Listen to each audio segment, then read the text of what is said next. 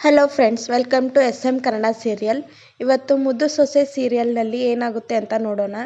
ಈ ವಿಡಿಯೋ ನಿಮಗೆ ಇಷ್ಟ ಆದರೆ ಲೈಕ್ ಮಾಡಿ, ಸಬ್ಸ್ಕ್ರೈಬ್ ಮಾಡ್ಕೊಳ್ಳಿ. ಇನ್ನು ಧಾರಾವಾಹಿ ಶುರುನಲ್ಲೇ ಪೊಲೀಸಪ್ಪ ಮತ್ತು ಈಶ್ವರಿ ಮಾತಾಡ್ಕೋತಾ ಇರ್ತಾರೆ. ನಮ್ಮ ವಿದ್ಯೆ ಎಲ್ಲರನ್ನೂ ಮಾತಾಡ್ಸಿದ್ಲು, ನಿಮ್ಮನ್ನು ಮಾತಾಡ್ಸ್ಲಿಲ್ವೇ ಅಂತ ಕೇಳ್ತಾಳೆ. ಅದೇನೋ ಕಾಣೆ ಅಮ್ಮೋರೆ, ನನ್ನ ಕಂಡ್ರು ಕಾಣ್ಲಾರ್ದಂಗೆ ಹೊರಟೋದ್ಲು ವಿದ್ಯಾ ಅಂತ ಹೇಳ್ತಾನೆ. ಅದೇ ಸಮಯಕ್ಕೆ ಇಬ್ಬರು ಗಂಡಸರು ಹಿಂದ್ಗಡೆ ಮಾತಾಡ್ಕೋತಾ ಇರ್ತಾರೆ ವಿದ್ಯಾನ್ ಬಗ್ಗೆ. ಅಲ್ಪಂಗೆ ಐಶ್ವರ್ಯ ಬಂದರೆ ಅರ್ಧ ರಾತ್ರಿಲಿ ಕೊಡೆ ಹಿಡಿದ್ರಂತೆ. ಹಂಗಾಯಿತು ಇವಳ್ದು, ನಮ್ಮ ಚಲ್ವನ್ ಮಗಳದು ದೊಡ್ಡ ಮನೆ ಸೊಸೆ ಆಗಿದ್ದಾಳೆ ಅಂತ ಸ್ವಲ್ಪ ಅಹಂಕಾರ ಬಂದಂಗೈತೆ ಅಂತ ಮಾತಾಡ್ಕೋತಾ ಇರ್ತಾರೆ. ಆಗ ಈಶ್ವರಿ, ಮೂಲೆ ಎಳೆದ ನಾಲ್ಗೆ, ಅವರೇನೋ ಮಾತಾಡ್ತಾರಂತ ನೀವು ತಲೆ ಕೆಡಿಸ್ಕೋಬೇಡಿ, ನಮ್ಮ ವಿದ್ಯೆ ಹಂಗೇನಿಲ್ಲ, ಏನೋ ಗಡ್ಬಿಡಿಲಿ ಹಂಗೆ ಹೋಗವಳೆ ಅಂತ ಹೇಳ್ತಾಳೆ. ಹಾಗೇನಿಲ್ಲ ಅಮ್ಮೋರೆ, ತುಂಬ ಬದಲಾಗವಳೆ ವಿದ್ಯಾ. ನೀವು ನೋಡಿ ಎಷ್ಟೊಂದು ಮರವಾದಲಿಂದ ನಾನು ಮಾಡಿರೋ ಒಂದು ಸಣ್ಣ ಸಹಾಯಕ್ಕೋಸ್ಕರ ಎಷ್ಟು ಚೆನ್ನಾಗಿ ನಿಂತ್ಕೊಂಡು ಮಾತಾಡಿಸ್ತಾ ಇದ್ದೀರಾ. ಅವಳಿಗೆ ನಾನು ಅಷ್ಟು ದೊಡ್ಡ ಸಹಾಯ ಮಾಡಿದರೂ ಕೂಡ ನೋಡಿದ್ರೂ ನೋಡ್ಲಾರ್ದಂಗೆ ಹೋಗ್ತಾವಳೆ. ದೊಡ್ಡ ಮನೆ ಸಂಬಂಧ ಅಂತ ಅಹಂಕಾರ ಬಂದಿದೆ ಅಂತ ಹೇಳ್ತಾನೆ. ಅದೇ ಸಮಯಕ್ಕೆ ಅಲ್ಲೇ ಹೋಗ್ತಾ ಇದ್ದ ಭದ್ರೇಗೌಡನ ಕರೆದು, ಭದ್ರ ಬಾ ಇಲ್ಲಿ, ಇವ್ರು ನಮ್ಗೆ ಶಾನೆ ಬೇಕಾಗಿರೋರು ಕಣಪ್ಪ ಅಂತ ಪೊಲೀಸಪ್ಪನ ಪರಿಚಯ ಮಾಡ್ಕೋತಾ ಇರ್ತಾರೆ. ಆಗ ಭದ್ರ, ಚಿಕ್ಕವ್ವ, ಇವ್ರು ನಂಗೆ ಶಾನೆ ಚೆಂದಾಗಿ ಗೊತ್ತು, ಇವ್ರು ನಮ್ಮ ಮಾವನ ಕಡೆಯವ್ರು ಅಲ್ವೇ ಅಂತ ಕೇಳ್ತಾನೆ. ಪೊಲೀಸ್ನವ್ರು ಅಲ್ವೇ ಅಂತಾನೆ. ಒಂದ್ಕಿತ ಸ್ಟೇಷನ್ನಲ್ಲಿ ಬಂದಾಗ ನೀವು ಭೇಟಿಯಾಗಿದ್ರಲ್ಲ, ಅವತ್ತೇನೆಯ ನಮ್ಮ ಮಾವ ನೀವು ಸಂಬಂಧಿಕರು ಅಂತ ಹೇಳಿದ್ರು ಅಂತ ಹೇಳ್ತಾನೆ. ಆಗ ಈಶ್ವರಿ, ಬರೀ ಸಂಬಂಧಿಕರಲ್ಲಪ್ಪ, ನಿಮ್ಮ ಮಾವನಿಗೆ ಅವ್ರ ಮನೆಯವ್ರಿಗೆ ತುಂಬ ದೊಡ್ಡ ದೊಡ್ಡ ಸಹಾಯನೇ ಮಾಡಿದ್ದಾರೆ ಇವರು. ಇವತ್ತು ನಿಮ್ಮ ಮಾವನ ಮನೆಯವರು ಇಷ್ಟೊಂದು ಸಂದಾಕಿರೋಕ್ಕೆ ಕಾರಣ, ಖುಷಿಯಾಗಿರೋಕ್ಕೆ ಕಾರಣ ಇವರು ಅಂತ ಹೇಳಿದ್ರೆ ತಪ್ಪಾಗಕ್ಕಿಲ್ಲ ನೋಡು. ನಿನ್ನ ಹೆಂಡರು ಮತ್ತು ಅವ್ರ ಮನೆಯವರು ಜನ್ಮ ಇರೋಕ್ಕಂಟ ಇವ್ರನ್ನ ನೆನಪು ಮಾಡ್ಕೋಬೇಕು ಕಣ್ಲ ಅಂತ ಹೇಳ್ತಾಳೆ. ಆಗ ಭದ್ರ, ಹೌದೇ, ನಂಗೆ ಈ ವಿಷಯ ನಮ್ಮ ಮಾವಯ್ಯ ಆಗಲಿ ವಿದ್ಯೆ ಆಗಲಿ ಒಂದ್ಕಿತನೂ ಹೇಳೇ ಇರಲಿಲ್ಲ. ಸರಿ, ಹಾಗಾದರೆ ಒಳಕ್ಕೆ ಹೋಗಿ ಅಂತ ಗೌರವದಿಂದ ಒಳಗೆ ಕಳಿಸ್ತಾನೆ. ಆಗ ಕ್ವಾಟ್ಲೆಗೆ ಈಶ್ವರಿ ಮತ್ತು ಪೊಲೀಸಪ್ಪನ ಮೇಲೆ ಯಾಕೋ ಅನುಮಾನ ಬರ್ತಾ ಇರುತ್ತೆ. ಇನ್ನೊಂದು ಕಡೆ ವಿನಂತಿ ಮತ್ತು ಅವ್ರ ಅವ್ವ ಸಾವಿತ್ರಿನೂ ಟೆನ್ಷನ್ನಲ್ಲಿ ಲೋಕಿಗೆ ಫೋನ್ ಮಾಡ್ತಾ ಇರ್ತಾರೆ. ಆಗ ವಿನಂತಿ, ಅವ್ವ ಲೋಕಿ ಫೋನ್ನೇ ತಗೋತಾ ಇಲ್ಲ, ಸ್ವಿಚ್ ಆಫ್ ಮಾಡ್ಕೊಂಡವನೆ ಅಂತ ಅಳ್ತಾ ಹೇಳ್ತಾ ಇರ್ತಾಳೆ.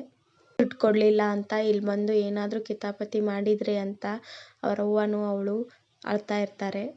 ಇನ್ನೊಂದು ಕಡೆ ಚಲ್ವಾನು ಮತ್ತು ಅವ್ರ ಸಂಬಂಧಿಕರೆಲ್ಲರೂ ಕೂತ್ಕೊಂಡು ಖುಷಿಲಿಂದ ಮಾತಾಡ್ತಾ ಇರ್ತಾರೆ. ಏನಿಲ್ಲ ಚಲ್ವಾ, ಮಗಳು ಮದುವೆಯಾಗಿ 3 ತಿಂಗಳಾಯ್ತು, ಇನ್ನೂ ಸಿಹಿ ಸುದ್ದಿ ಇಲ್ವಾ ಅಂತ ಕೇಳ್ತಾರೆ. ಅಂಥ ಸಿಹಿ ಸುದ್ದಿ ಇದ್ದರೆ ಪಾರ್ಟಿನೇ ಕೊಡೋಣ ಬಿಡೋಣ ಅಂತ ಖುಷಿಲಿಂದ ಹೇಳ್ತಾ ಇರ್ತಾನೆ ಚಲ್ವಾ. ಆಗ ಪೊಲೀಸಪ್ಪ, ಪಾರ್ಟಿ ಕೊಡೋಕ್ಕೆ ಆ ಸುದ್ದಿನೇ ಬೇಕಾದದೆ, ಈ ಸುದ್ದಿ ಸಾಕಾಗಿಲ್ವೇ, ಈಗಲೇ ಕೊಡು ಅಂತ ಕೇಳ್ತಾರೆ.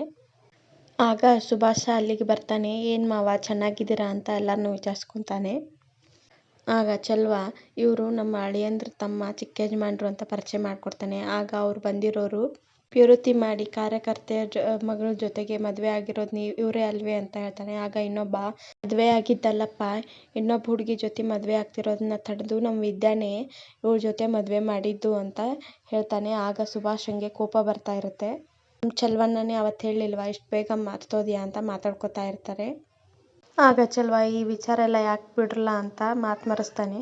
ಆಗ ಸುಭಾಷ, ನೀವೆಲ್ಲ ಏನೋ ಪಾರ್ಟಿ ಕೇಳ್ದಂಗಿತ್ತಲ್ಲ ಅಂತ ಕೇಳ್ತಾನೆ. ಆಗ ಚಲ್ವ, ಈ ಸಂದರ್ಭದಲ್ಲಿ ಎಲ್ಲರೂ ಈ ಥರ ಕೇಳ್ತಾ ಇದ್ದಾರೆ ಅಂತ ಹೇಳ್ತಾನೆ. ಆಗ ಸುಭಾಷ, ನೀವೆಲ್ಲ ಹೋಗಿ ಕೂತ್ಕೊಂಡಿರಿ, ನಾನು ಅದಕ್ಕೆಲ್ಲ ವ್ಯವಸ್ಥೆ ಮಾಡ್ತೀನಿ ಅಂತ ಅವ್ರನ್ನ ಕಳಿಸ್ತಾನೆ. ಇನ್ನೊಂದು ಕಡೆ ವಿನಂತಿ ಮತ್ತು ಅವ್ರ ಅಮ್ಮನೂ ಈಶ್ವರಿ ಹತ್ರ ಬಂದು, ಸಾವಿತ್ರಿ, ದಿಟ್ಟ ಹೇಳೋದಕ್ಕೆ ನೀನೇನು ಮಾಡೋಕ್ಕೆ ಹೊರಟಿದ್ಯಾ ಅಂತ ಕೇಳ್ತಾಳೆ. ಈ ಫಂಕ್ಷನ್ ನಡಿಬಾರ್ದು ಅಂತ ನೀನೇನೋ ಪ್ಲ್ಯಾನ್ ಮಾಡ್ತಾ ಇದೀಯಾ ತಾನೇ ಅಂತಾಳೆ. ಆಗ ಈಶ್ವರಿ, ಪರವಾಗಿಲ್ವೇ, ನಿನ್ನ ತಲೆ ಸಂದಾಗೆ ಓಡ್ತಾ ಇದೆ ಅಂತಾಳೆ.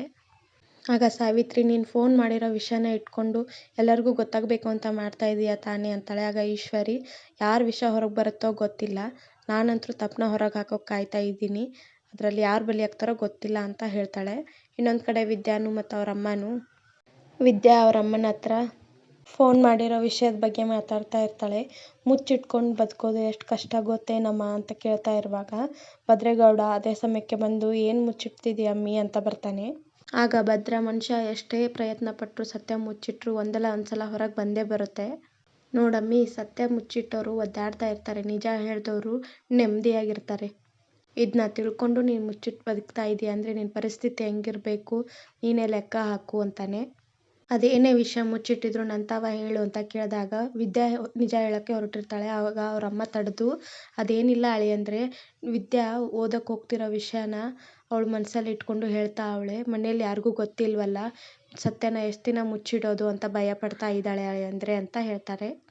ಈ ವಿಷಯಕ್ಕೆ ಇಷ್ಟೊಂದು ಒದ್ದಾಡ್ತಾ ಇರೋದು, ಒಂದು ವೇಳೆ ಈ ವಿಷಯ ಎಲ್ಲರಿಗೂ ಗೊತ್ತಾದ್ರೇನು, ನಿನ್ನ ಜೊತೆ ನಾನಿಲ್ವೇ ಅಂತ ಕೇಳ್ತಾನೆ.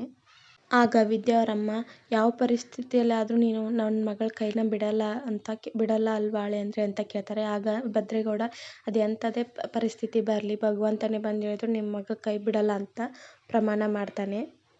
ಇನ್ನೊಂದು ಕಡೆ ಸುಭಾಷ ಚೆಲುವನಿಗೆ ಎಣ್ಣೆ ಬಾಟ್ಲಿ ತಂದು ಕೊಟ್ಬಿಟ್ಟು, ಮಾವ ಇದು ಸಾಕಲ್ವಾ, ಎಲ್ಲ ಲೋಕಲ್ ಬ್ರ್ಯಾಂಡೇ ಇರೋದು, ನೀವು ಎಣ್ಣೆ ಹಾಕಿ ಅಂತ ಕೇಳ್ತಾನೆ. ಆಗ ಚೆಲುವ, ಏನು ಅಳಿಯಂದ್ರೆ ನಮ್ಮನೆ ಫಂಕ್ಷನಲ್ಲಿ ಕುಡಿಯೋದುಂಟೆ, ಆಗಕ್ಕಿಲ್ಲ ಅಂತ ಹೇಳ್ತಾನೆ. ಇಲ್ಲೇನಿರುತ್ತೆ, ಎಲ್ಲ ಹೆಣ್ಮಕ್ಳು ಫಂಕ್ಷನು, ನಾವು ನಿಂತ್ಕೊಂಡು ನೋಡೋದು, ನೀವು ಕುಡೀರಿ ಮಾವ, ನಿಮಗೆ ಫಾರಿನ್ ರಮ್ ತರಿಸಿದ್ದೀನಿ ಕುಡಿಯೋರಂತೆ ಅಂತ ಹೇಳ್ತಾನೆ. ನಮ್ಮ ಜೊತೆ ಪೊಲೀಸ್ ಅಪ್ಪನ್ನು ಕರ್ಕೊಂಬರ್ತೀನಿ, ಅವರು ನಮ್ಮ ಸಂಬಂಧಿಕರಲ್ವೇ ಅಂದಾಗ ಸುಭಾಷ, ಅವ್ರ ಪಾಡಿಗೆ ಅವ್ರು ಇರ್ತಾರೆ, ಅವ್ರವ್ರ ಯೋಗ್ಯತೆಗೆ ತಕ್ಕಂಗೆ ನೀವು ಬನ್ನಿ ಅಂತ ಅದನ್ನ ಕೊಟ್ಬಿಟ್ಟು ಬನ್ನಿ ಅಂತ ಹೇಳ್ತಾನೆ. ಇನ್ನೊಂದು ಕಡೆ ವಿನಂತಿನೂ ಮತ್ತು ಅವ್ರ ಅಮ್ಮನೂ ಈಶ್ವರಿ ಬಗ್ಗೆ ಮಾತಾಡ್ಕೋತಾ ಇರ್ತಾರೆ. ತಾಳಿ ಶಾಸ್ತ್ರ ತಡಿಬೇಕು ಅಂತ ಏನೋ ದೊಡ್ಡದಾಗೆ ಪ್ಲ್ಯಾನ್ ಮಾಡ್ಕೊಂಡವಳೆ ಅಂತ ಮಾತಾಡ್ಕೊತಿರುವಾಗಲೇ ಈ ಕಡೆ ವಿನಂತಿ ತಿರುಗಿ ನೋಡ್ತಾಳೆ. ಆಗ ಲೋಕಿ ಅಲ್ಲಿ ಬಂದು ನಿಂತ್ಕೊತಾನೆ. ಅವ್ನು ನೋಡಿದ ವಿನಂತಿ, ಅವ್ವ ಅವಳ ಪ್ಲ್ಯಾನ್ ಏನು ಅಂತ ಗೊತ್ತಾಯ್ತು ಕಣವ್ವ. ಏ ಸಾವಿತ್ರಿ, ನನ್ನ ಮುಖ ಏನು ನಡ್ತಿ ಹಸಿ ಅಲ್ಲಿ ನೋಡು ಅಂತ ಲೋಕಿನ ತೋರಿಸ್ತಾಳೆ ಅವ್ರ ಅವ್ವಂಗೆ. ಅದೇ ಸಮಯಕ್ಕೆ ಭದ್ರನೂ ಅಲ್ಲಿ ಬರ್ತಾನೆ. ಲೋಕಿ ಮತ್ತು ಭದ್ರನ ಮುಖಾಮುಖಿ ಆಗುತ್ತೆ. ಆಗ ಭದ್ರ, ಇವತ್ತು ಸತ್ಯ ಗೊತ್ತಾಗುತ್ತೆ ಅಂತ ಮೆಸೇಜ್ ಮಾಡಿದವನು ನೀನೇ ಅಲ್ವೇನ್ಲ ಅಂತ ಕೇಳ್ತಾನೆ.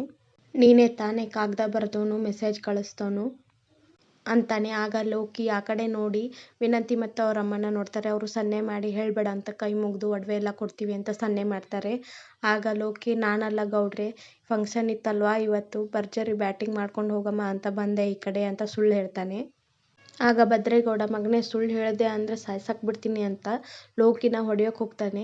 ಅದೇ ಸಮಯಕ್ಕೆ ಕ್ವಾಟ್ಲೆ ಬರ್ತಾನೆ. ಅಣ್ತಮ್ಮ ಹೊಡಿಬೇಡ ಕಣ್ಲ ಅಂತ ತಡಿತಾನೆ.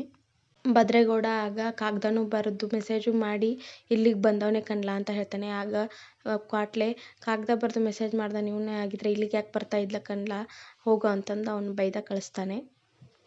ಇನ್ನೊಂದು ಕಡೆ ಚಂಪಾ ಅವರಪ್ಪ ಎಲ್ಲರೂ ಕುಂತ್ಕೊಂಡಿರುವಾಗ, ನಿಮ್ಮ ಮನೆಯವ್ರ ಗುಂದ್ಗೊಟ್ಟೆ ನಿನ್ಗೆ ಹಾಕಿರೋ ಬಂಗಾರದ ಮುಂದೆ ಇದೇನೂ ಅಲ್ಲ, ತಗೋ ಅಂತ ಒಡವೆ ಕೊಡ್ತಾ ಇರ್ತಾನೆ.